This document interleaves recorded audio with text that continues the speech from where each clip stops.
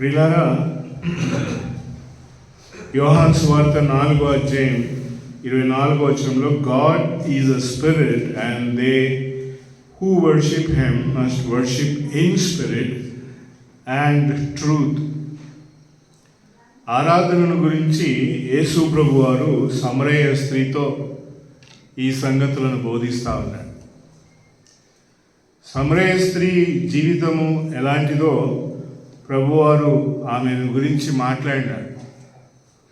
ఇక నిత్య జీవపు ఎల్లప్పుడూ ఈ నిత్య జీవపు నీళ్లను నేను త్రాగి తృప్తి చెందుటకు నాకు అంటే యేసు ప్రభు అన్నాడు, నువ్వు వెళ్ళి నీ భర్తను పిలుచుకొని రా అని. అంటే నాకు భర్త లేడు అని అన్నాడు. భౌతికపరమైన జీవితము ఎంతో దుర్బలంగా సమరయ స్త్రీ జీవితం కనబడింది. భౌతికంగా ఏమిటికి అక్కడకు రానటువంటి ఈమెతో యేసు ప్రభు ఏం చెప్తానంటే ఆరాధనను గురించి మాట్లాడతాడు. యాజకునికి పిలిచి చెప్పలే. యేసు ప్రభు కాలంలో యాజకులు ఉన్నారు, యేసు ప్రభు కాలంలో లేవీలు ఉన్నారు, యేసు ప్రభు కాలంలో పరిసయ్యులు ఉన్నారు, యేసు ప్రభు కాలంలో సద్దుకయ్యులు ఉన్నారు, యేసు ప్రభు కాలంలో శాస్త్రులు ఉన్నారు, యేసు ప్రభు కాలంలో ఆయన శిష్యులు ఉన్నారు, యేసు ప్రభు కాలంలో ఆయన నియమించుకున్న అపోస్తులు ఉన్నారు. వారెవరితో కూడా ఆయన ఆరాధన తలంపును పంచలేదు. వారెవరితో కూడా ఆరాధించాలి అనే మాటలు మాట్లాడలేదు. కానీ భౌతికంగా ఉపయోగపడని స్త్రీ ఆమెతో యేసు ప్రభు దేవుడు ఆత్మ కనుక ఆయనను ఆరాధించేవారు దేంతో ఆరాధించాలంట? ఆత్మతో సత్యముతో ఆరాధించాలని మాట్లాడతారు. రెండు వస్తువులను గురించి అక్కడ తీసుకొచ్చి మాట్లాడుతుంది. ద టూ మెటీరియల్స్ అని చెప్పాలి అని అంటే ఆత్మయు సత్యము అని అంటారు. దేవుడు భూలోకములో మనుషులతో ఆరాధించబడాలని ఇష్టపడతా ఉన్నాడు. దేవుని యొక్క కోరిక మనుషులు ఆయనను ఆరాధించాలి అని. పాత నిబంధన గ్రంథంలో దేవుడు ఇశ్రాయేలీయుల యొక్క ఆరాధనను గురించి వర్ణించినాడు. వాళ్ళ ఆరాధన ఎలాంటిది అని అంటే రెండు చేతులు కలవాలి. ఈ రెండు చేతులు కలవకుండా వాళ్ళ ఆరాధన జరగదు. ఎట్లా అని ఆలోచించవచ్చు. వారు ఆరాధించాలి అని అంటే ఒక ఎద్దునో, ఒక గొర్రెనో, ఒక పొట్టేలునో లేదా ఒక మేకను తీసుకొని రావాలి. మేకను లేక ఈ పశువులను తీసుకొని రావాలంటే అవి రావు, వస్తాయా? వాటిని తోడుకొని రావాలి, చేతులు కావాలి. వాటిని తోడుకొచ్చిన తర్వాత యాజకునికి అప్పగించాలి. యాజకుడు ఏం చేస్తాడంటే దాన్ని వధిస్తాడు. వధించి దాని అంగాంగములను కూడా విభజించి బలిపీఠం మీద కర్రలను పేర్చి దాని మీద ఈ ముక్కలన్నింటినీ అమర్చి దహన బలిగా అర్పిస్తారు. అంటే వారు చేసే ప్రతి ఆరాధనకు సంబంధించిన ప్రతిక్రియ ఎలా ఉంది అని అంటే చేతులు కలవాలి. చేతులు కలవకుండా వారి ఆరాధన జరగదు. ఈనాడు క్రైస్తవ లోకంలోనికి వెళ్తే చేతులు కలిస్తేనే వారి ఆరాధన జరుగుతుంది. అదేంటంటే చప్పట్లు కొడతారు, వాయిద్యాలు వాయిస్తారు. ఇవన్నీ పాత నిబంధన నుంచి ఉద్దరికి తెచ్చుకున్నారు. వీళ్ళంతా బాకీకి తెచ్చుకున్నారు అని అంటారు కదా, మేము బాకీకి తెచ్చుకున్నామని. కొత్త నిబంధన వెలుగులో యేసు ప్రభు భూలోకంలో వచ్చిన తర్వాత ఆయన మాట్లాడిన మాట ఏంటంటే దేవుని ఆరాధించి వారు ఎలాగ ఆరాధించాలంట? ఆత్మతో సత్యముతో. ఇక్కడ రెండు చేతులను చెప్పడంలే. మరి ఈ రెండు చేతులు ఏం చేయాలా? ఏం చేయాలి ఈ రెండు చేతుల్ని? తిమోతికి రాసిన పత్రిక మొదటి పత్రిక 2వ అధ్యాయంలో అయ్యా మరి దేవుడు చేతులు ఇచ్చినాడు కదా, ఈ చేతులను ఏం చేయాలంటే 2వ అధ్యాయంలో 8వ వచనంలో ఒక మాట అంటాడు Paul, I will therefore that men pray in every place lifting up pious hands without wrath or reasoning. ఏం చేయాలంట? మనుషులు చేతులు ఎత్తాలి. ఇక్కడ చేతులు ఎత్తడం అంటే హ్యాండ్స్ అప్. పరిశుద్ధమైన చేతులు ఎత్తాలి అని అంటారు.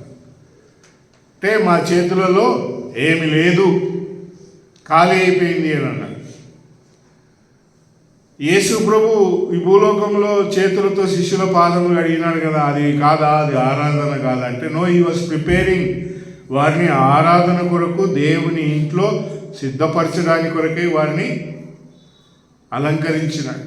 తండ్రి అయిన దేవుడు వారికి మరి వస్త్రాలు ఇచ్చినాడు కదా, తప్పిపోయిన కుమారునికి లూకా సువార్త 15వ అధ్యాయంలో ప్రశస్త వస్త్రం ఇచ్చినాడు, ఉంగరములు ఇచ్చినాడు, చెప్పులు ఇచ్చినాడు. మరి ఇచ్చినప్పుడు అక్కడ రాయబడింది కదా, సంగీతములు నాట్యములు అని రాయబడింది కదా.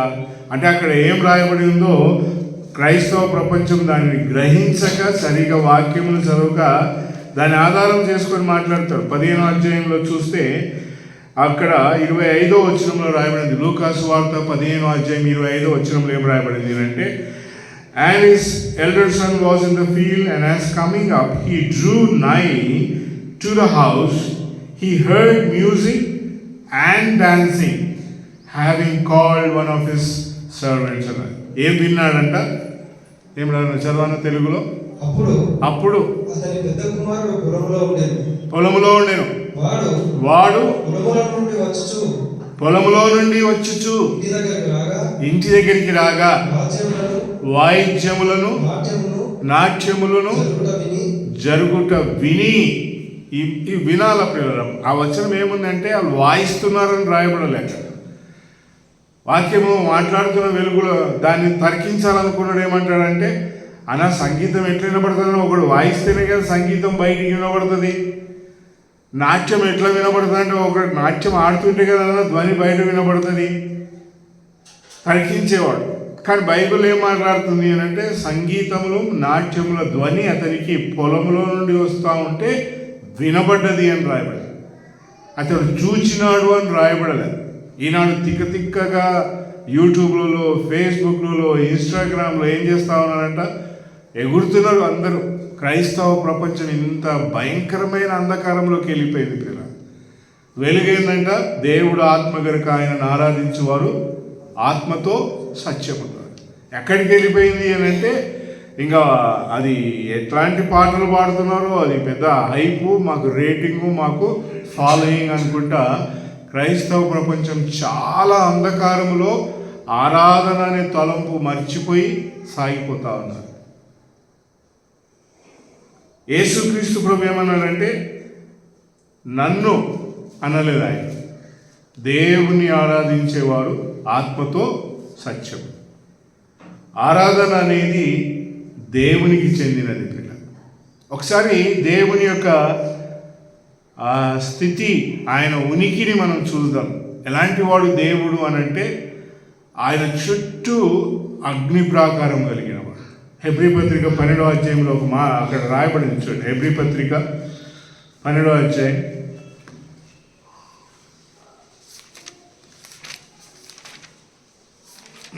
హెబ్రీలకు రాసిన పత్రిక 12వ అధ్యాయం చివరి వచనం అనుకుంటా, చదవండి.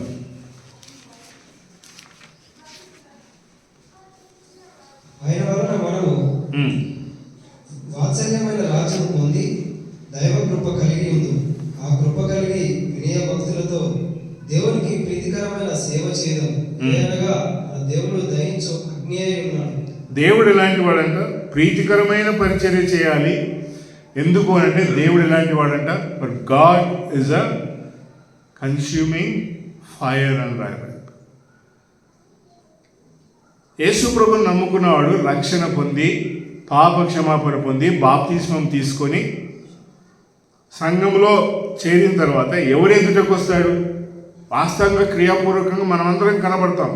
కానీ ఒకసారి వాక్య వెలుగులో చూస్తే ఎవరి సన్నిధానంలోకి వస్తామంట?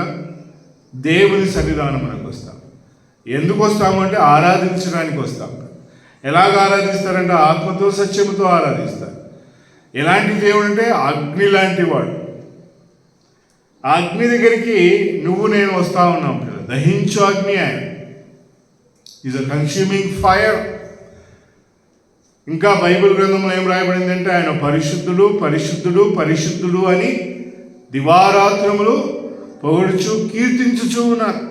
గాడ్ అంటే, దేవుడు అంటే అలాంటి గొప్ప వెలుగు ప్రియులారు. యేసుప్రభు దేవుడు కాదు కదా, అందుకే ఆయన దేవుని ఆరాధించేవారు అన్నారు కాదు.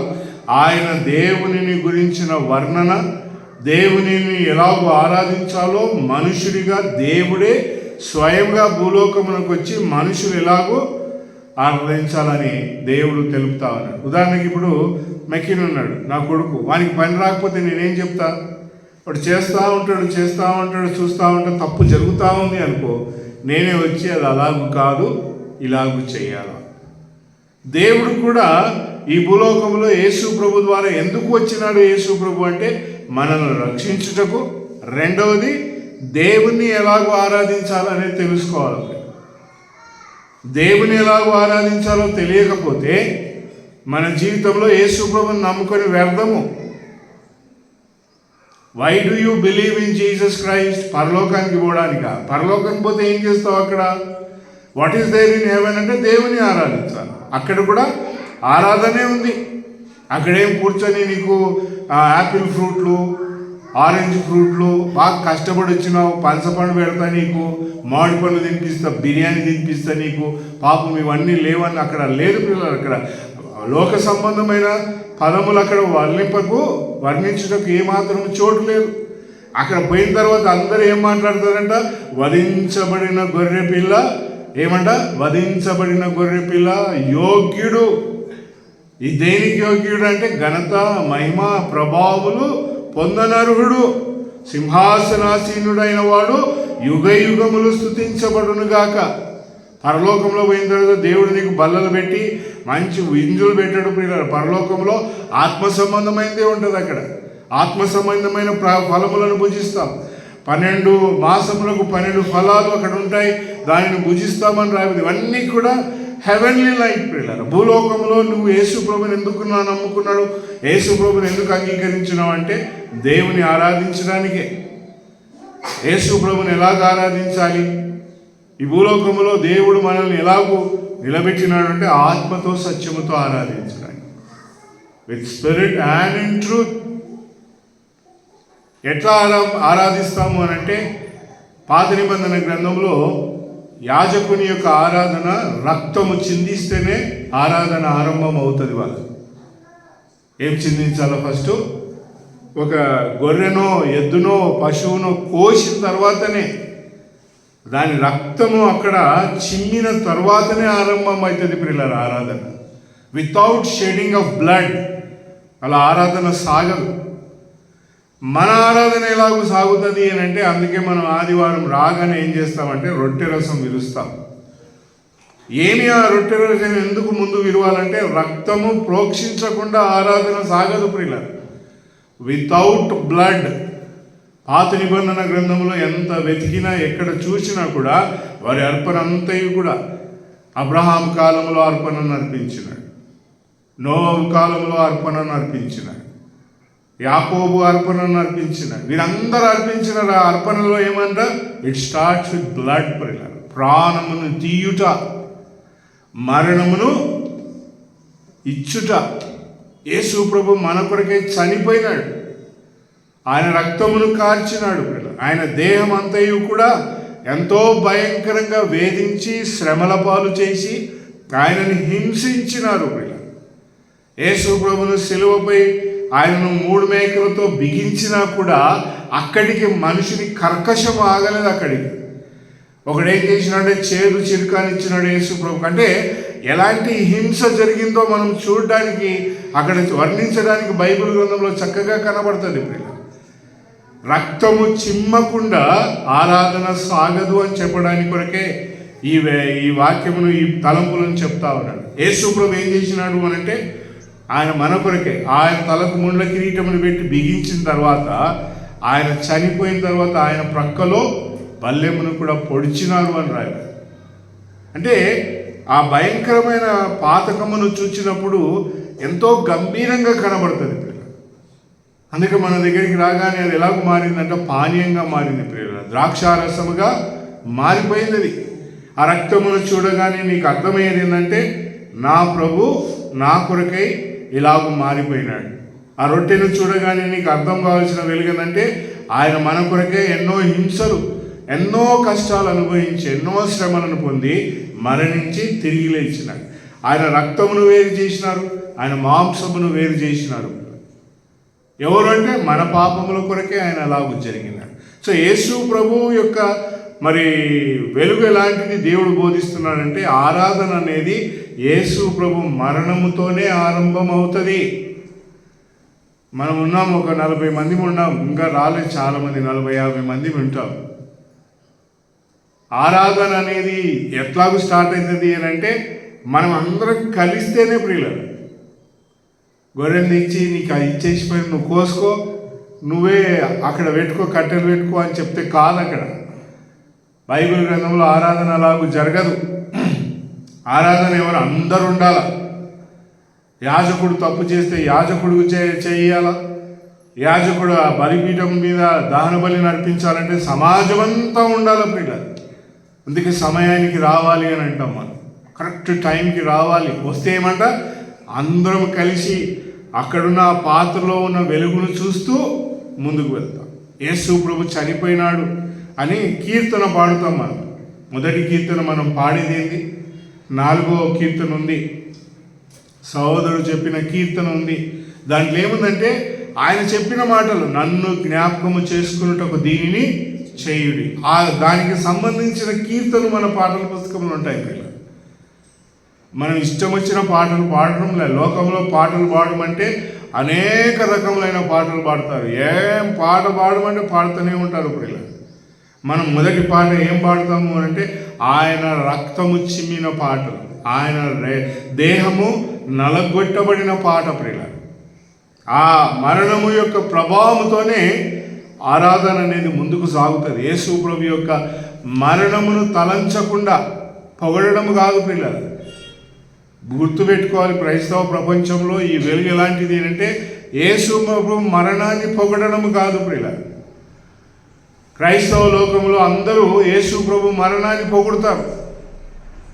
యేసు ప్రభు మరణాన్ని మాట్లాడమంటే, నీవు నా కోసం చనిపోయినావయ్యా, నీవు నా కోసం రక్తం కాల్చినావయ్యా, నువ్వు ఇట్లయిపోయినావయ్యా అని ఏడ్చుకుంటూ దాన్ని పొగుడుతూ ఉంటారు. యేసు ప్రభు నా మరణాన్ని పొగడమని చెప్పినాడు. చూడండి, 1 కొరింథీ పత్రిక 11వ అధ్యాయంలో పౌలు ఈ మాటను చెప్తూ ఆయన ఏమన్నాడు అని అంటే, ప్రభు వచ్చే వరకు ఆయనను జ్ఞాపకము చేసుకుంటకు దీన్ని చేయుడి అని అన్నాడు. 23వ వచనంలో, 11వ అధ్యాయం 23వ వచనంలో, For I received from the Lord that which I also delivered to you, that the Lord Jesus, in the night in which he was delivered up, took bread, and having given thanks, broke and said, This is my body, which is for you. This do in remembrance of me. నన్ను జ్ఞాపకము చేసుకున్నటకు దీనిని చేయుడి. పొగడడానికి దీనిని చేయండి అని చెప్పలే. ఇది నా శరీరము మీ కొరకే అర్పించబడుతూ ఉంది. దీనిలోని తిన్నప్పుడల్లా ఏం చేయాలంట, ఆయనను జ్ఞాపకం చేసుకోవడం ప్రియులారా, పొగడడం కాదు. ఇది అర్థం కాలే క్రైస్తవ ప్రపంచానికి. అందుకే ఆయన మరణాన్ని ఎంత భయంకరంగా పొగుడుతాడంటే, ఒకడు కూర్చొని రొట్టె రసం ఇరుస్తూ, అపరాధిని యేసయ్యా. అపరాధులకు రొట్టె రసంతో ఏం పని ఉందయ్యా? అపరాధులకు ఈ రొట్టె రసంతో ఏం పని ఉంది? పాపమును మాట్లాడేవాడు రొట్టె రసం దగ్గరికి ఎందుకు వస్తాడు అంటే, అది నా కొరకు కదా అన్న, యేసు ప్రభు ఇట్లా చచ్చిపోయినా అంటే నేను అక్కడికి వచ్చి పొగడమని చెప్పలేదే. యేసు ప్రభు నిన్ను వచ్చి అక్కడ అదిగో ఈ పాట పాడు అని చెప్పలేదే. ఇంకా యేసు నన్ను ప్రేమించినావు పాపినై. పాపులను ప్రేమించడానికి వచ్చినాడు కానీ ఆడికి వచ్చేందుకు పాడతావు పాట? నిన్ను ప్రేమించినాడు కనుకనే నువ్వు ఆడికి వచ్చినావు కదా. నిన్ను ప్రేమించినాడు కనుకనే ఆదివారం నువ్వు 9 గంటలకు వస్తావు అన్నావు కదా. నిన్ను గణపరిచినాడు కనుకనే నువ్వు జ్ఞాపకం చేసుకోవడానికి వస్తున్నావు, పోవడానికి వస్తావు అన్నావు. ఇది వ్యత్యాసం అర్థం కాకపోతే ఎన్ని గుంపులు తిరిగినా, ఎన్ని చర్చిలకు ఎక్కినా, ఎన్ని చర్చి మెట్లెక్కినా నువ్వు ఇట్లాగే ఉంటావు కదా. ఆరాధన అర్థం కాని వాడు యేసు ప్రభువును నమ్ముకొని వ్యర్థము. ఇది మీకు కఠినంగా కనబడినా కూడా ఏం పర్లేదు, సత్యంగా దేవుని వాక్యం మాట్లాడుచున్న వెలుగు ప్రియులారా. యేసు ప్రభువును ఎట్లా పొగడాలి అని అంటే ఆయనను జ్ఞాపకము చేసుకోవాలి. ఎక్కడ జ్ఞాపకం? అన్నా నువ్వు చేసింది నాకు జ్ఞాపకం ఉంది అన్నా అంటావా? అరే నువ్వు అట్లా చేసినప్పుడు నాకు అంతా వివరిస్తావు వానికి.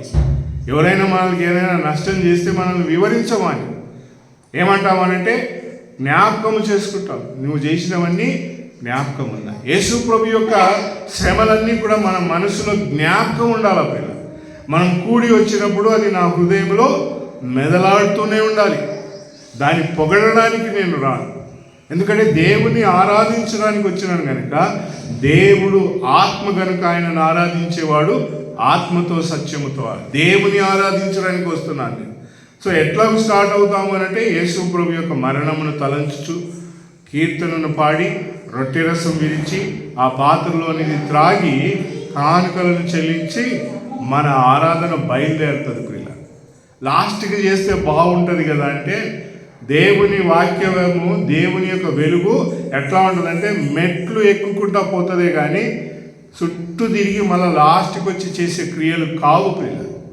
ఒకవేళ చెప్పుచున్న నేను కూడా ఈ వెలుగును తప్పవచ్చు, కానీ వాక్యపు వెలుగులో ఏం చెప్తా ఉంది అని అంటే ఆరాధన అనేది చిరి లాంటిది.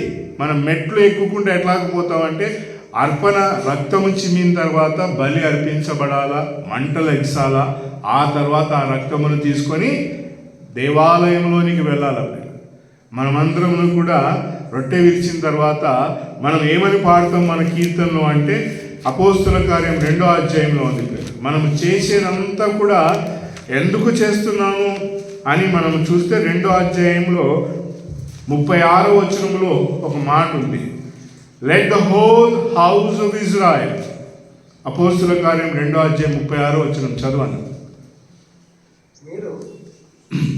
మీరు సిలువ వేసిన ఈ యేసునే దేవుడు ప్రభువుగాను క్రీస్తుగాను. యేసు ప్రభు సిలువ వేసిన తర్వాత ఇప్పుడు దేవుడు ఏం చేస్తా ఉన్నాడంట, ఆయనను మీరు సిలువ వేసారు కదా, ఆయనను నేను ఇప్పుడు ఏం చేసిన అంటే ప్రభువుగా చేసినాను, క్రీస్తుగా చేసినాను. నేను యేసు ప్రభును ఆరాధించడానికి కూడి వచ్చిన మనమందరము కూడా ఇప్పుడు యేసు ప్రభును ఆయన మీరు సిలువ వేసారు కదా, ఇప్పుడు దేవుడు ఏం చేసినాడు ఆయన అంటే ప్రభువుగా చేసినాడు. అందుకే మనం 9వ కీర్తన పాడతాం. ఏమని పాడతాం అక్కడ? ప్రభువు మహిమను గురించి కీర్తన ఉంటుంది. మనం 9వ పాట ఎందుకు తీసినావయ్యా నువ్వు అని అంటే ఎదుగో దేవుడు సిలువ వేసిన మీరు ఇప్పుడు ఆయన ఏం చేసినాడంట, ప్రభువుగా కీర్తించినాడు, ప్రభువుగా హెచ్చించినాడు ఆయన. సో నా కీర్తన ఏమవుతుందంట, 9వ కీర్తన పాడతాను. మన పాటల పుస్తకంలో ఏముంది అక్కడ 9వ కీర్తనలో Jesus is lord of all అని ఉంది.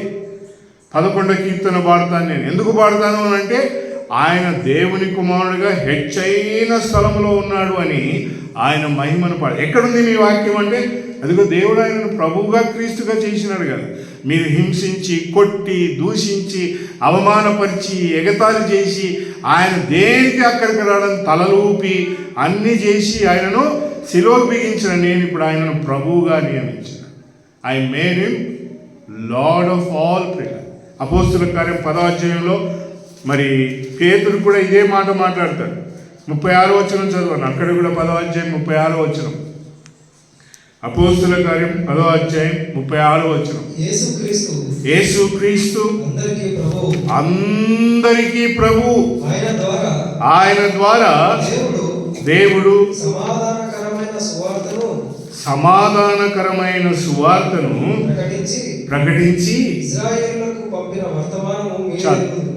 యేసు ప్రభు ఎవరంటే అందరికీ ప్రభువు ప్రియులారా. ఇప్పుడు ఆయన ఉన్న ప్లేస్ ఎలాంటిది అంటే నువ్వు ఆయన శిలువ మీద చూసిన దృశ్యాలు కావు ప్రియులారా. ఇప్పుడు యేసు ప్రభు ఎక్కడున్నాడంటే he is the lord of all. దేవుడు ఆయనను నియమించినాడు. లార్డ్ ఆఫ్ ఆల్ అంటే అన్నిటికీ ప్రభు. ఎన్నిటికీ? కొలస్సీ పత్రిక 1వ అధ్యాయం. ఎన్నిటికై ఆయన ప్రభు అని అంటున్నారు కదా యేసు ప్రభును. దేవుడు మీరు సిలువ వేసిన ఈ యేసుని దేవుడు క్రీస్తు గారు ఎన్నిటికీ ఆయన ప్రభు, అన్నిటికీ అని ఉన్నారు కదా. అయితే చూడు, దేవుని క్రింద మొదటి అధ్యాయం 14వ వచనం చదవను. స్పష్టంగా స్లోగా మంచిగా చదువు, చాలా గొప్ప వెలుగుంది అక్కడ. ఆ కుమారుని యందు మనకు విమోచనమును అనగా పాప క్షమాపణ కలుగుచున్నది. ఆయన ఎవరైనా? యేసు ప్రభు. అదృశ్య దేవుని స్వరూపి అయి ఉన్నాడు. సర్వ సృష్టికి ఆది సంభూతుడై ఉన్నాడు. ఎన్నిటికయ్యా యేసు ప్రభు అంటే సర్వ సృష్టికి ఆది సంభూతుడై. ఇంకా చదువన్న, ఇంకా చాలా లిస్ట్ ఉన్నాడు. 18వ వచనం వరకు చదువు. ఏలైనగా యేసు ప్రభు దేనికి ప్రభు అయ్యా? ఆయన అన్నిటికీ ప్రభు అన్నాడు కదా ఇక్కడ చెప్తా. ఆయన ఆకాశమందుయు భూమి యందును దృశ్యకరమైనవి గాని అదృశ్యమైనవి గాని సింహాసనములైనను ప్రభుత్వములైనను ప్రధానులైనను అధికారులైనను సర్వమును ఆయన యందు. ఎంతేంటికై యేసు ప్రభు అంటే సర్వము ఆయన యందు సృజింపబడిన. ఇంకా చదువు. సర్వమును ఆయన ద్వారాను ఆయన బట్టి సృజింపబడేను. ఆయన అన్నిటికంటే ముందుగా ఉన్నవాడు. ఆయనే సమస్తమునకు ఆధారభూతుడు. సంగమునకు శిరస్సై ఆయనే శిరస్సు. ఆయనను అన్నిటిలో ప్రాముఖ్యము కలుగు నిమిత్తము ఆయన ఆది అయి ఉండి మృతిలో నుండి లేచుటలో ఆది సంభూతుడాయను. దైవత్వం యొక్క సర్వ సంపూర్ణత యేసు ప్రభులో నివసించింది. నువ్వు ఆదివారం యేసు ప్రభుని నమ్ముకున్నాడు. యేసు ప్రభుని ఎలాగో చూడాలంటే దేవునిగా చూడాలా ప్రియ. దేవుడు దహించు అగ్ని లాంటి వాడు. యేసు ప్రభుని ఎలాగో చూడాలి అంటే యేసు ప్రభు ఆది సంభూతుడు. అన్నిటిపైన ఆయన ప్రభువుగా నియమించబడ్డాడు. భూలోకంలో ఆయన చెప్పలేదు కదా నన్ను ఆరాధించమని. భూలోకంలో ఆయన సెలవీయలేదు కదా. ఎక్కడ కూడా ఆయన మాట్లాడంటే ఆయన దేవుని యొక్క కుమారునిగా వచ్చి దేవుని ఎలాగో ఆరాధించాలో నేర్పిన వెలుగులో ఆయన ఎలాంటి వాడు? ఆది సంభూతుడు ఆయన. యేసు ప్రభు అంటే నువ్వు నేను పాడుకొని అల్లరిగా మాట్లాడుకునే మాట కాదు ప్రియులారా. యేసు ప్రభు అంటే నువ్వు ఆదివారం వచ్చి ఎగతాళి చేసే పదము కాదు. యేసు ప్రభు అంటే నువ్వు వచ్చి భయంకరమైన దైవ దూషణ చేసి ఆయన మరణాన్ని పొగిడేవాడు క్రైస్తవుడు, ఆయనను దూషించేవాడే ప్రియులారా. ఎవరైతే యేసు ప్రభు మరణాన్ని పొగుడుతారో వారు ఆయన దూషించిన వారే ప్రియులారా. సత్యం. You are not suppose to praise his death. ఆయన మరణాన్ని సువార్తగా చెప్పు. ఆయన మరణాన్ని లోకమునకు ఇంపైన ఒక చక్కని ప్రియమైన కథగా వల్లించి చెప్పు ఆయన మరణాన్ని. కానీ ఆయన మరణాన్ని నమ్ముకున్న నీవు పొగడకు. అది లోకం ఆయనకి ఇచ్చిన అవమానం, ఈ లోకం ఆయనకు అనుగ్రహించిన ఘనహీనమైన స్థితి ప్రియులు. యేసు ప్రభుని నమ్ముకున్న వానికి ఏముంది అని అంటే ఆయన అన్నిటికంటే ఆది సంభూతుడు. నేను అక్కడి నుంచి లోపలికి వచ్చేసినాను. ఇక లోకము యేసు ప్రభుని అవమానించింది కనుక నేను ఇప్పుడు ఎక్కడికి వచ్చానంటే ఇంటి లోపలికి వచ్చింది. బయటి వానికి ఏమి వినపడాలంట? నీ ఆరాధన సంగీతంగాను నాట్యంగాను వినపడాలి. బయట ఉన్నవానికి కేకలు కాదు నీ వినవలసింది. బయట ఉన్నవానికి నీ వాయిద్యాల ధ్వని కాదు వినపడాల్సింది. బయట ఉన్నవానికి సంగీతము నాట్యం యొక్క ధ్వని వినపడాల ప్రియ. వాడు చూచి రావాల. యేసు ప్రభు ఆయన ప్రభువుగా నియమించినాడు. రెండోది పిల్లలు ఆయన ఇంకా ఎలాగో ఆయన ప్రభువుగా నియమించినాడు కదా. యోహాను సువార్త యేసు ప్రభువే సెలవిచ్చిన మాట. ఆయనను ప్రభువుగా మనం పొగుడుతాం. 20వ అధ్యాయం యోహాను సువార్త 20వ అధ్యాయం 17వ వచనం ప్రియులు. యోహాను సువార్త 20వ అధ్యాయం 17వ వచనం. యేసు నేను ఇంకను తండ్రి యొద్దకు ఎక్కిపోలేను గనుక నన్ను ముట్టుకోవద్దు. అయితే నా సహోదరుల యొద్దకు వెళ్ళి. చాలు. యేసుప్రభు మగ్దలేని మరియతో ఏమంటాడు? నన్ను ముట్టవద్దు. ఈమె ఎట్లా వచ్చిందంటే యేసుప్రభు మరణాన్ని పొగడాలని వచ్చింది. ఏమేమి తెచ్చిందంటే ఈమె సుగంధ ద్రవ్యాలు అన్నీ తీసుకొచ్చింది. ఆడున్న యేసుప్రభుతోనే అంటా ఉంది, అయ్యా ఆయన దేహం ఎక్కడ పెట్టిరో చెప్పని నేను ఎత్తుకొని పోయి ఆయన, అయ్యో నేను ఇట్లా చేసినారా, అయ్యో నీ తలకి ఇట్లా పెట్టినారా, అయ్యో నీ కాళ్ళకు మేకులు పెట్టినారా అని ఏడవాలనే వచ్చింది ఆమె. ఆమె సంతోషంతో రాలే అక్కడికి. ఆమె ఆనందంతో యేసుప్రభు సమాధి దగ్గరికి రాలేదు.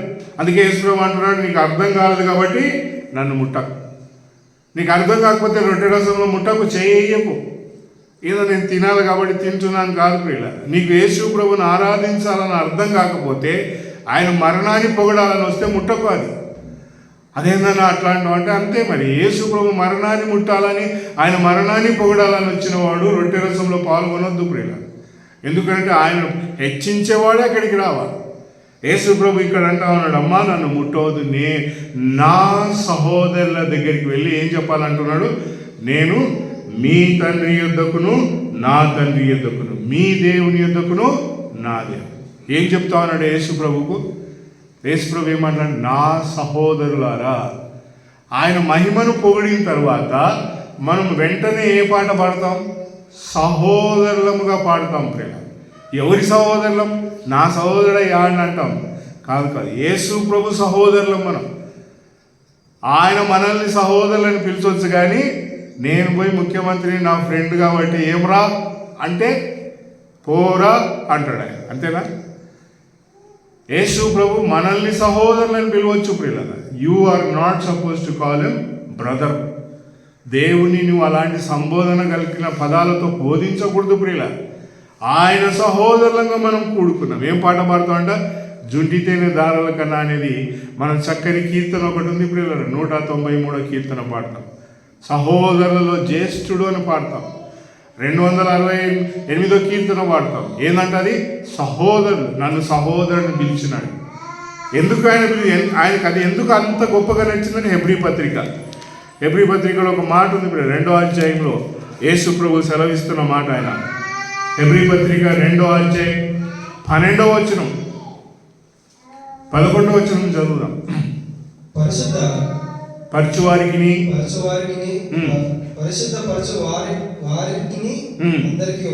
అందరికి ఒకటే మూలం. ఈ హేతువు చేత వారిని ఎవరిని అంటున్నారు? వారిని అంటే యేసు ప్రభుని నమ్ముకున్నాం వారిని సహోదరులని పిలుచుటకు ఆయన సిగ్గుపడడం లేదు ప్రియుల. ఒక ఆయన ఆదివారం లేచి నిలబడి, యేసు ప్రభువా మమ్మల్ని సహోదరుని పిలుచుటకు నువ్వు సిగ్గుపడలేదు అని మాట్లాడుతూ ఉన్నాడు. అది రైటా రాంగా? ఆయన నిలబడి మన మధ్యలోనే ప్రియులలో ఒక సహోదరుడు వచ్చి, యేసు ప్రభువా మమ్మల్ని నువ్వు సహోదరుని పిలుచుటకు సిగ్గుపడలేదు అని అన్నాడు. స్త్రీలు కూడా చెప్పొచ్చు. రైటా రాంగా? అది రైటా రాంగా? రాంగా? ఏమన్నా మౌనం ఉంటే చాలు, ఏమన్నా అన్ననే చెప్తాడు అన్ని సంగతులు అని అనుకుంటున్నాను. రాంగ్ ప్రియుల. సిగ్గుపరచబడలేదు అంటే ఆయన మనకి ఘనత ఇయ్యాలనే పదం పిలిచినాడు. మనకి ఎలాంటి ప్లేస్ ఇచ్చినట్టు హానర్ ఇవ్వాలని. ఎవరయ్యా వాళ్ళందరూ ఇదిగో అంటే 5 పెన్మిట్లను వదిలిపెట్టి వచ్చిందయ్యా, ఆమె నీ సహోదరి ఎట్లయితుందయ్యా? ఎంతమంది? అమ్మ నీ పెన్మిటిని పిలుచుకొని రా అంటే ఎంతమంది అన్నది? నాకు పెన్మిటే లేడు. నీకు ఇప్పుడున్నవాడు కూడా నీ పెన్మిటి కాదు, పో. ఆమెను ఏమని పిలుస్తా ఉన్నాడు ఈయన? నా సహోదరి అంటావు. నన్ను సహోదరిని పిలిచినాయా? ఎంత నీకు సిగ్గు లేదయ్యా నన్ను సహోదరిని విలువనికి? ఆ పదం అక్కడికే వెళ్తుంది ప్రియులారు. నన్ను సహోదరి అని పిలిచినకు సిగ్గుపడలేదు నువ్వు అంటే అది అవమానకరంగా ఉంటుంది. ఆయన ఇష్టమైంది ఆయనకి ఏమి ఇష్టమైందంట? నన్ను సహోదరులను పిలవాలని ఆయనకి ఇష్టమైంది. అంతేగాని మమ్మల్ని పిలిచిన సిగ్గుపడక పిలిచిన వారు ఆ పదం వాడకూడదు ప్రియులారు. మనం ఏమని సంబోధిస్తామంటే సహోదరులుగా పాడతాం. ఆ తర్వాత పాడి ఏమంటామంటే నన్ను సహోదరునిగా పిలిచినందుకై, ఆ దర్జా ఇచ్చినందుకై నేను స్తుతిస్తున్నాను. యాజ్ హిస్ బ్రదర్స్, నా బ్రదర్ని నేను పొగుడుతా, నా బ్రదర్ని నేను హెచ్చిస్తా. ఆయన నన్ను సహోదరుని పిలిచి నాకు అంత గొప్ప చోటునిచ్చినాడు కనుక ఆ స్థానంలో నేను నిలబడి పూజిస్తా. ఈయన ఏమన్నాడంటే, నేను నిలువుటంగి వేసుకొని నేను ఒక పాస్టర్ని నేనే పాడతా కాదు, అందరూ ఆయన సహోదరులు. ఆయన ఈ హేతువు చేత మనని సహోదరులు పిలుచుటకు సిగ్గుపడక. ఇంకా 12వ వచనం చదవండి, అక్కడ రాయబడింది, నీ నామమును, ఎవరి నామం అది? దేవుని నామమును నా సహోదరులకు ప్రచురపరచు, నీ సమాజము మధ్య నీ కీర్తిని గానం చేస్తాం. మనం సహోదరులుగా పాడేటప్పుడు యేసు ప్రభు కూడా మనతో పాడుతాడు. ఇప్పుడు ఏందన్నా యేసు ప్రభు ఎందుకు పాడతాడు మనతో? ఆయనకి పని లేదా? మనం వచ్చాడు బైబిల్లో చెప్తుంది అక్కడ, నీ సమాజము మధ్య. ఎవరిది సమాజం అంటే? సంఘం ఎవరిది అంటే దేవుడిది. అక్కడ మనం సహోదరులుగా ఆయనను పాడడానికి కూడి వచ్చినప్పుడు యేసు ప్రభువు కూడా మనతో కలిసి పాడుతాడు. పిల్లలు వాక్యం వెళ్ళి బోధించే మాట అదే, వెళ్ళి నా సహోదరులకు చెప్పు, అదిగో నేను సిగ్గుపడడం లేదు వారిని సహోదరుని పిలవడానికి, అదిగో నేను ఎందుకు పిలుస్తానంటే వాళ్ళతో కలిసి నేను కూడా పాట పాడాలి. I want to sing. ఎవరిని గురించి? తండ్రి అయిన దేవుని గురించి కీర్తించాలి. యేసు ప్రభు ఆదివారం ఈ వెలుగు ఎక్కడ లేదు పిల్లలు. 70 సంవత్సరాల అనుభవం కలిగిన ఆయనతో మీరు చేస్తున్న ఆరాధన, మీరు ఆదివారం జరిపించున్న కూడిక, నేను 2 పాటలు పాడతా, నా పాటలు, ఈ పాటలు విను, మీరు చేసే పాటలు పాడతా, ఇప్పుడు నీ వెలుగేంది, నేను చేసే వెలుగేంది చెప్పంటే మీరు లోపలికి వెళ్ళిపోయినారయ్యా. మేము ఇంకా బయటనే ఉన్నాం. బయట ఏముండి ఏం మాట్లాడుతానంటే, మేము రామ్. బయట ఉండి ఏం మాట్లాడతాడంట, నాకు ఒక గొర్రెని ఇయ్యలే. ఈ లోక సంబంధమైన మాట్లాడతాడు బయట ఉండి నాకు జబ్బు బాగైంది, నాకు అప్పుడు నువ్వు మంది ఇయ్యలే. బయట ఉండి ఏం చెప్తాడంట, నాకు ఎప్పుడైనా నువ్వు మంచి మంచి వస్తువులు ఇచ్చినావా? ఇయ్యలే. బయట ఉన్నవాడు యేసు ప్రభుని నమ్ముకున్నాడే వీడు కూడా. లూకాసు వార్త 15వ అధ్యాయంలో ఏమంటాడు? చేతులు పెట్టుకొని మాట్లాడతాడు, యేసు ప్రభుని నమ్ముకుంటే నాకు ఉద్యోగం వచ్చిందయ్యా, నాకు చాలా కష్టాలు వచ్చినాయా, నాకు బాధలు వచ్చినాయి. బయట ఉండి మాట్లాడేవాడు. యేసు ప్రభుని నమ్ముకున్నవాడు లోపలికి వచ్చి మాట్లాడాలి. లోపల వస్తే ఏముందంట? యేసు ప్రభు నిన్ను సహోదరునిగా పిలుస్తున్నాడు. లోపలికి వస్తే ఏముందంట? ఆయన ఉన్నతమైన ఉనికి నీకు కనబడుతుంది పిల్ల. ఇంకేమన్నాడయ్యా యేసు ప్రభు? ఆయన ఎఫెసీ పత్రిక చూడు, నన్ను సహోదరులుగా పిలిచి అక్కడికి ఆగిపోయినాడా? సహోదరులుగా ఆయనను పాడి మనం అక్కడికి ఆగిపోతామా అంటే? ఎఫెసీ పత్రిక 5వ అధ్యాయం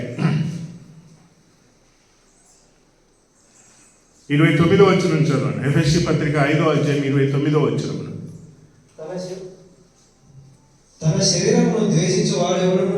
తన శరీరమును ద్వేషించువాడు ఎవడునూ లేడు గాని ప్రతివాడు దానిని పోషించి సంరక్షించుకొనును. మనము క్రీస్తు శరీరమునకు అవయములై ఉన్నాము గనుక సంరక్షించి పోషించుచున్నాడు. ఇంకా చదవను 33 చివరి దాకా చదువు. ఈ హేతువు చేత పురుషుడు తన తల్లిని తండ్రిని విడిచి తన భార్యను హత్తుకొనును, వారిద్దరును ఏక శరీరమగుదురు. ఈ మర్మము గొప్పది. అయితే నేను క్రీస్తును గూర్చి సంఘమును గూర్చి చెప్పుచున్నా. చాలు. యేసు ప్రభు సంఘముతో ఏం చెప్తున్నాడంట? ఆయన ఎముకలో ఎముక, ఆయన మాంసంలో మాంసం. ఇప్పుడు ఏమైనామంట మనము? ఆయన భార్య చోటునిచ్చినట్టు. ఒక ఆయన ఆదివారం లేచి స్తుతులు చెల్లించి ఏమంటున్నాడంటే, యేసు ప్రభు నువ్వు తొందరగా వచ్చి మమ్మల్ని ఎత్తుకొని పోయినానా అంటాడు. ఎత్తుకొని పోయేది ఏందయ్యా? దొంగతనం చేసేది ఎత్తుకొని పోయేది. పదాలు ప్రియులారా, ఆదివారంలో మనుషులకు అర్థం కాని పదాలు పడతా ఉంటారు. లేపుకొని పోవాలని అన్నట్టుగా ఎత్తుకొని పో ఏంది నాయన? ఏం భాష వాడతారా? తెలుగు. నాకంటే మాతృభాష నాకు తెలుగు కాదు, నాకు తెలుగే తెలుగు. కానీ నేను మాట్లాడే పదాలు ఎలా ఉన్నాయి? మీరు పుట్టిన వాళ్ళ నుంచి తెలుగు మాట్లాడుకుంటా ఎత్తుకొని పోతాడంటే ఏం ఎత్తుకొని పోయేది ఆయన? యేసు ప్రభు మనల్ని తీసుకొని పోవడానికి వస్తా ఉన్నాడు. తోలుకొని పోవడానికి వస్తా ఉన్నాడు యేసు ప్రభు. వాడు తోలుకొని పోయేది పశువా? బర్గొడ్ల తోలుకొని పోవడానికి. యేసు ప్రభు he comes to take me ప్రియులారా. అంటే నేను ఎందుకు చెప్తున్నా అంటే అవమానంగా మాట్లాడడం లేదు కదా. దేవుని ఆరాధించు వారు ఆత్మతో ఒక మాట నిన్న వాక్యం చదువుతా అంటే ప్రసంగి గ్రంథం తీయనన్నా ఒకసారి అక్కడ చక్కని మాట ఉంది. అంటే మనం మాట్లాడే మాట కూడా దేవుడు జాగ్రత్తగా చూస్తాడు. ఎస్, ప్రసంగి గ్రంథం అంటే ఇంకా ఇట్లా అంతా చెప్తాను ఇంకా మేము ఆరాధించం చేయము, ఊకే మా పదాలన్నీ తప్పులు పడుతుంటావు, ఇది కాదని అంటే కాదు, not like that. You have to still go on. 5వ అధ్యాయం 1వ వచనం, 2వ వచనం, 3వ వచనం చదువుదాం. ప్రసంగి గ్రంథం తెలుగులో వెతుకుంటా ఉంటే ఎవరికైనా దొరికితే పేజ్ నెంబర్ చెప్పండి, నేను చదువుతా అప్పటిదాకా. కీప్ దై foot when thou goes to the house of God and draw near to hear rather than to give the sacrifice of fools, for they know not that they do evil. Be not rash with thy mouth, and let not thy heart be hasty to utter anything before God. For God is in heaven, and thou upon earth. Therefore let thy word be few, for a dream cometh through the multitude of business, and a fool's voice through a multitude of words. చదవన్నా ఇప్పుడు. నీవు దేవుని మందిరమునకు పోనప్పుడు నీ ప్రవర్తన జాగ్రత్త. దేవుని సన్నిధికి పోతున్నావా?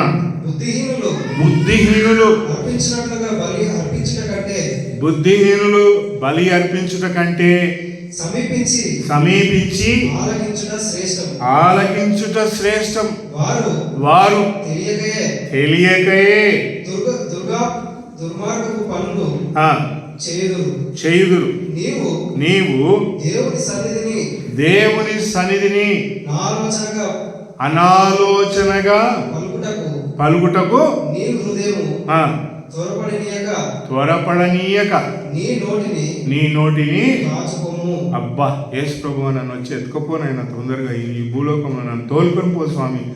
ఇవన్నీ తెలుగులో పర్యాయ పదాలు, కానీ సరి అయిన పదం ఏంటంట, యేసు ప్రభువా నీ వచ్చి మమ్మల్ని తీసుకొని నీ ప్రక్కలో మాకు చోటునిచ్చినావు, నీ ప్రక్కలో మమ్మల్ని కూర్చుండబెట్టుకున్నావు. ఎఫెసీ పత్రిక 1వ అధ్యాయంలో ఉంది, ఆయన భార్యకు ఏమి స్థానం ఇచ్చినాడంట? ఉన్నతమైన స్థలం. చూడండి నా మాట, ఎఫెసీ పత్రిక 1వ అధ్యాయంలో భార్యగా మనము, ఆయన భార్యగా కూడిన మనమందరము కూడా మరి అందుకే పాట పాడతాం, 280 కీర్తన పాడతాం, యేసు ప్రభువా అని పాడుతూ 2వ అధ్యాయంలో చూడండి ఆయన మనల్ని ఎక్కడ కూర్చుండబెట్టినాడంట?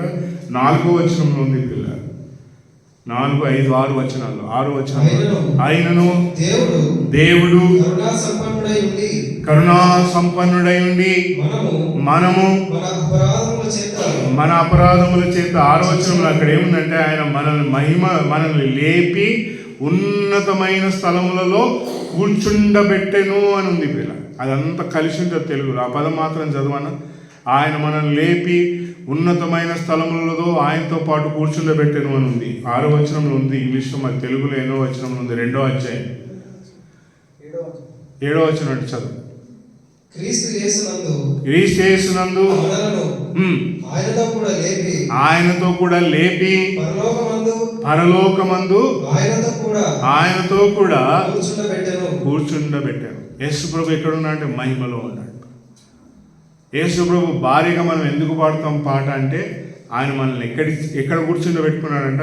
పరలోకంలో ఉన్నతమైన స్థలములలో కూర్చుండబెట్టుకున్నాం. అక్కడ ఏమని పాడతామంట? నీ ఎముకలో ఎముక, నీ మాంసములో మాంసం అని భార్యగా పాడుతాం. మొదటిగా ఏం పాడతామంటే ఆయన ప్రభువు అని పొగుడుతాం, ఆయన సహోదరులుగా పొగుడుతాం, ఆయన భార్యగా పొగుడుతాం. ఇంత చక్కని వర్ణన బైబిల్లో, ఇది నేను బోధించే బోధ కాదు పిల్లలు, బైబిల్లో ఉన్నది కనుక నేను ఆరాధించేటప్పుడు మెలకువ కలిగి ఉంటాను. బుద్ధిహీనుని వలె త్వరపడి నేను అర్పణను అర్పించి వెక్కిరి మాటలు మాట్లాడతానేమో, జాగ్రత్త సుమి. ప్రభువు దేవుడు, ఆయనను ప్రభువుగా కీర్తించు, ఆయన ఉన్నతమైన వెలుగులో సహోదరులుగా కీర్తిస్తాం, ఆయనను ప్రభువుగా సహోదరులుగా ఆయన భార్యగా పాడుతాం. ఆయన భార్యగా మనం పాడుతుండగానే మనం అలుముకునేది ఎవరంట? పరిశుద్ధాత్ముడు మనల్ని అలుముకుంటాడు. ఎంత చక్కని ఉదయకాలం ప్రభువా ఏం చెప్పాలని ఆయన నా మనసులో ఏం లేదు అని అంటే ఆయన జలములపై అల్లాడుచూ ఉండెను. ఎవరిది? దేవుని ఆత్మ. ఆదికాండం 1వ అధ్యాయంలో ఉంది. దేవుని ఆత్మ జలములపై అల్లాడుచు. ఎన్ని సంవత్సరాలు అల్లాడినాడు అని అంటే అపోస్తుల కార్యం 10వ అధ్యాయం వచ్చేంత వరకు అల్లాడుతూనే ఉండినాడు. అపోస్తుల కార్యం 10వ అధ్యాయంలో ఆయన ఎట్లా ఉంది అని అంటే 10వ అధ్యాయం అపోస్తుల కార్యం 44వ వచనంలో ఉంది. పేతురు మాట్లాడుచుండగా ఇంకనూ మాట్లాడుచున్న చదవండి. పేతురు ఈ మాటలు ఇంకా మాట్లాడుచుండగా అతని బోధ విను వారందరి మీదికి పరిశుద్ధాత్మ దిగేను కాదు, పడేను. ఈ ఫెల్ అని రాయబడింది ఇంగ్లీష్లో. ఆయన దిగేటోడు కాదు. ఎందుకు దిగుతాడు ఆయన? ఏమో నువ్వు అంత గొప్ప, నువ్వు అన్ని ఆయన సింహాసనం వదిలి నీకోసం దిగిరాడానికి. యేసుప్రభు అంటే వచ్చినాడు నేను రక్షించడానికి. సింహాసనం వదిలి ఆయన అంతా ఖాళీ చేసి రిక్తునిగా దీనునిగా వచ్చినాడు. పరిశుద్ధాత్ముడు దేవుడు ప్రియుల. ఆయన దిగడు, ఆయన వచ్చి పడేను అని రాయబడింది. హీ ఫెల్ అక్కడ రాయబడింది చక్కగా. And while Peter was yet speaking these words, the Holy Spirit fell upon all those who were hearing the word and right. ఎక్కడంట ఆయన పడినాడు. ఎవరి మీద పడినాడంటే జలములపై బునాది వేయబడక మునిపే అల్లాడుచున్న ఆయన ఎన్ని వందల సంవత్సరాలు ఎదురు చూచి ఏమొచ్చినాడంట? ఆయన నా మీదకి వచ్చి రాలేను ప్రియుల.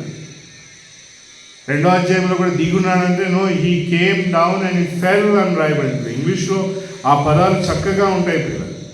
ఇంగ్లీష్లో ఏమి రాయబడింది అంటే 2వ అధ్యాయం అపోస్తుల కార్యం 1వ అధ్యాయంలో రాయబడింది. అండ్ దే కేమ్ 2వ అధ్యాయం 2వ వచనం. And they came suddenly a sound out of heaven as a volume impetuous blowing and filled all the house. And they were sitting and there appeared to them parted tongues as fire, and it sat upon each one of them, and they were filled and రాయబడింది. దిగెను అని రాయబడింది. నింపినాడు అని రాయబడింది. వారిని నింపినాడు అని రాయబడింది. ఆ sudden ఇంపీచియస్ sound అని రాయబడింది. పరిశుద్ధాత్ముడు దిగుటకు ఆయన దిగలేదు ప్రియుల. ఆయన చోటును వదిలిపెట్టలేదు, ఆయన మహిమను వదిలిపెట్టలేదు, ఆయన ఉనికిని వదిలిపెట్టలేదు. దిగినాడని చెప్పడం అవమానం ప్రియుల. దేవుడు దిగడు. దేవుడు తన మహిమను ఎప్పుడు వదిలిపెట్టాడు? మహిమ నుండి బయటికి రాడు ప్రియుల. దిగడు ఆయన తన స్థానం నుంచి. యేసు ప్రభు మన కొరకు దిగి వచ్చినాడు. పరిశుద్ధాత్ముడు దిగలేదు ప్రియుల, నింపడానికి వచ్చినాడు ఆయన. భార్యగా పాడుతున్నారే ఇవి యేసు ప్రభువును, నేను ఇంకా వారిని నింపాలని మన యుద్ధకు వస్తాడు, మనలో ఉంటాడు, మనలో సాగింపజేసేవాడు ఆయన. ఆయనను గురించిన కీర్తన పాడుట ఎంత గొప్ప. ఆయన దేవుడు అని మర్చిపో, దిగలేదు ఆయన. ఈ నెవర్ గాట్ డౌన్. అది అవమానంగా క్రైస్తవం మాట్లాడుతూ ఉంది. దిగి వచ్చినాడు, దిగొచ్చి ఏది దిగలేదే. పరిశుద్ధాత్ముడు వచ్చి ఆ తర్వాత పరిశుద్ధాత్ముడు యేసు ప్రభువును కీర్తించిన తర్వాత తండ్రిని గురించి పాడతాం. ఎందుకు పాడతామంటే దేవుడు ఆత్మ కనుక ఆయనను ఆరాధించేవారు ఆత్మతో. There comes the crux of the worship ప్రియులారా. ఆరాధన యొక్క మూలం అక్కడే వస్తుంది ప్రియులారా. యేసు ప్రభువును పాడతావు, పరిశుద్ధాత్మని పాడతావు. మూడో మెట్టు ఏంటంట? తండ్రిని గురించి పాడతాం. తండ్రిని గురించి పాడుతున్నప్పుడు ఎట్లా పాడతామంట? అక్కడ ఏమని నిలబడతాం? మనం యాజకులంగా నిలబడం. తండ్రిని గురించి పాడేటప్పుడు ఎలా నిలబడతామంటే కుమారులుగా నిలబడతాం.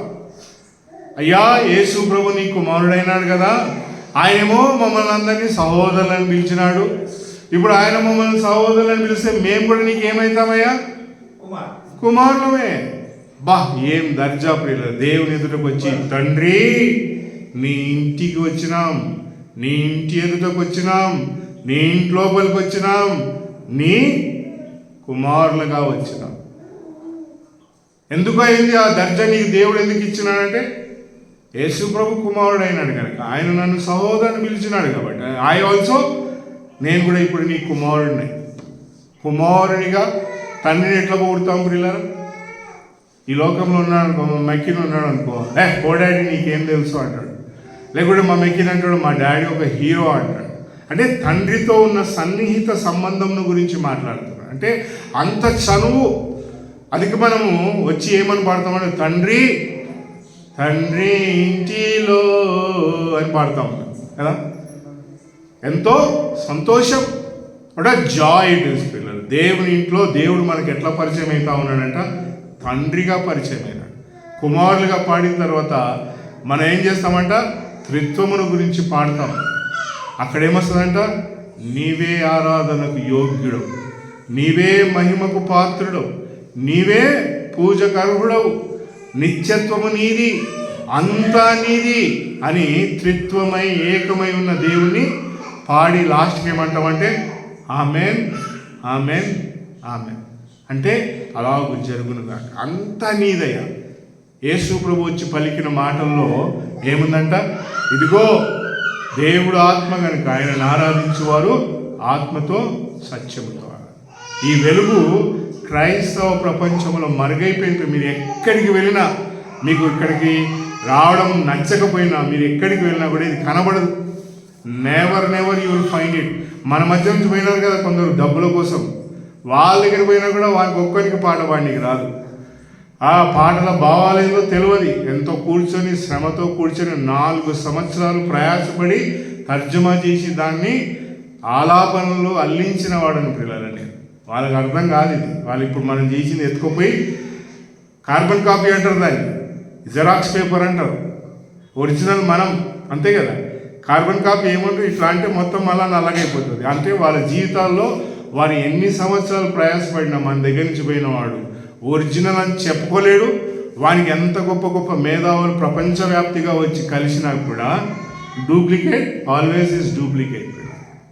ఎవరు ఎక్కడ తెలుసుకున్నావా అంటే, అన్నా నీకు మీది పాటల పుస్తకంలో పాడుతున్నారు కదా అన్న, ఎవరు చెప్పినారంటే ఎక్కడికి రావాలా, అగ్గో ఆడ రాజు ఊరుకుంటాడు చూడు, ఆ బ్రదర్ రాజు, జోసఫ్ బ్రదరు, కిరణ్, తర్వాత రాము, తర్వాత ఆయన సురేష్, వీళ్ళందరూ ఊరుకుంటారు చూడు, వాళ్ళ దగ్గర నేర్చుకున్నామని చెప్పాల్సిందే తప్ప వాడు గంభీరంగా పోయి నేను చేసినా నాకు వచ్చింది అని చెప్పలేడు. ప్రియుల, దేవుడు బోధించిన వెలుగు ఇది నాకు ఎవ్వరు బోధించలేదు పిల్లలు. ఎవ్వరు కూడా వచ్చి నువ్వు ఇట్లా చేయాలా లేనాడు, ఇట్లా చేస్తేనే నీకు మేము సహాయం చేస్తాం, లేకపోతే సహవాసం ఇస్తామని చెప్పలే. బైబిల్ని చదువుతామన్న కొద్దీ సహోదరులు రాసిన వ్యాఖ్యానం చదువుతామంటే బోధించినారు పిల్లలు, బోధపడింది నాకు.